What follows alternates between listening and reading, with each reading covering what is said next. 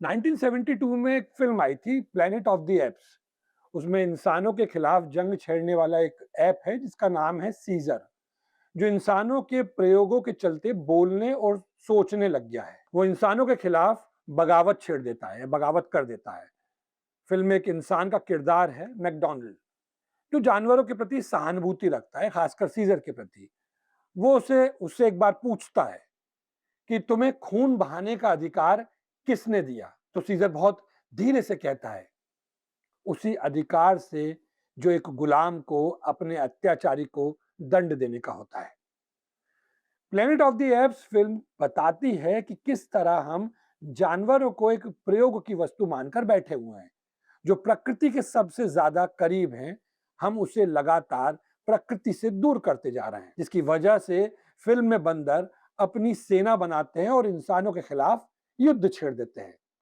अगर हम देखें तो ये युद्ध हर स्तर पर जारी है, जिसका एक उदाहरण आपने ऊपर इस मोन्टाज से पहले आए हुए वीडियो में देखा, शुरुआत में देखा।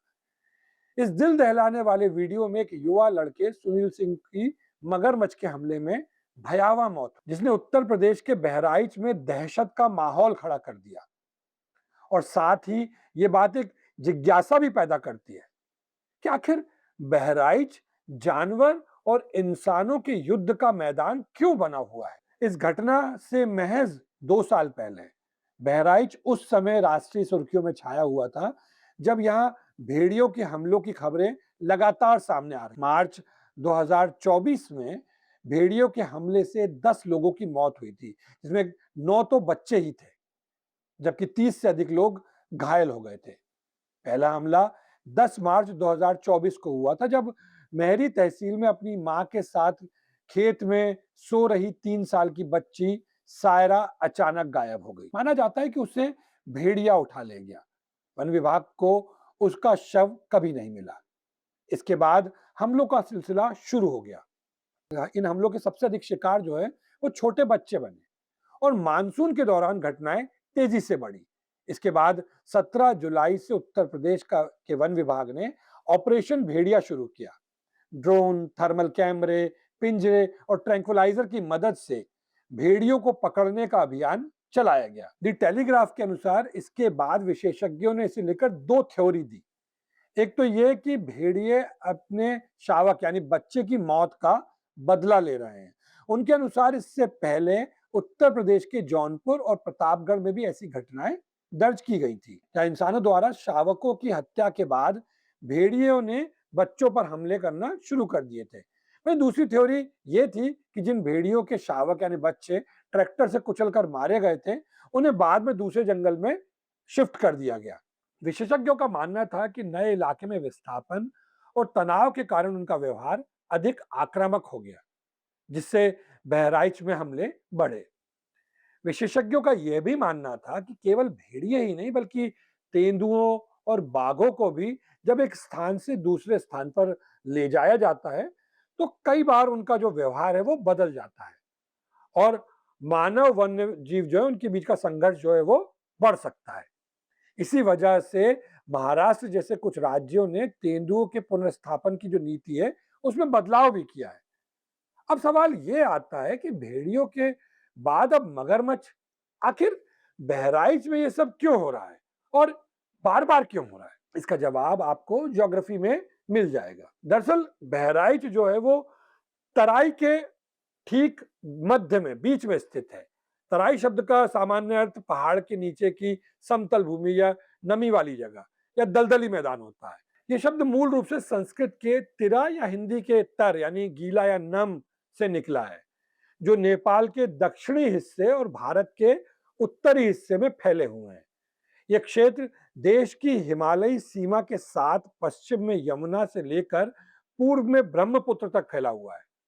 नमी के कारण इन इलाकों में घने जंगल और हरियाली बहुतायत में होती है, जिससे यहाँ वन्य जीवों की भी भरपूर मौजूदगी है। डाउन टू अर्थ की एक रिपोर्ट बताती है कि एक वक्त बहराइच जो है वो शासक वर्ग और अभिजात्य लोगों के लिए शिकारगाह हुआ करता था। फायान, वेनसांग और इब्न बतूता जैसे यात्री भी इस क्षेत्र से होकर गुजरे हैं। बाबर यहाँ गेंडों का शिकार किया करता था। यहीं पर वो घाघरा नदी है जहां मगरमच्छ ने सुनील सिंह को बेरहमी से मार डाला था। बहराइच तराई के ठीक मध्य में स्थित है और ये नदियों से घिरा हुआ दलदली और बेहद उपजाऊ क्षेत्र है। जो जिले के ज्यादातर जंगल आज भी काफी हद तक प्राकृतिक और अछूते हैं और नदियों के बाढ़ क्षेत्र भी इसी तरह सुरक्षित हैं। बहराइच जिसकी संरचना जो कभी इस इलाके के लिए वरदान हुआ करती थी, वह बढ़ती आबादी के कारण एक अभिशाप बन चुकी है, क्योंकि मानव आबादी जिनके पास जाने के लिए कोई दूसरी जगह नहीं है, वो इन क्षेत्रों में प्रवेश कर रही है। जहां जंगल, वन क्षेत्र और नदियों की बाढ़ क्षेत्र मौजूद है, वास्तव में यही वन्य जीवों का सबसे प्राकृतिक आवास है। यहाँ शाकाहारी जीवों के लिए प्रचुर मात्रा में वनस्पति और मांसाहारी जीवों के लिए पर्याप्त शिकार उपलब्ध है, इसलिए वन्य जीव भी बड़ी संख्या में यहाँ रहते हैं। ऐसी स्थिति में मानव और वन्य जीव संघर्ष जो है वो होना स्वाभाविक है। विशेषज्ञ बताते हैं कि तराई में रहने वाले थारू आदिवासी समुदायों की जो जीवन शैली और पारंपरिक प्रथाएं थी वो बहुत टिकाऊ थी और उनका वन्य जीवों के साथ कभी संघर्ष नहीं होता था।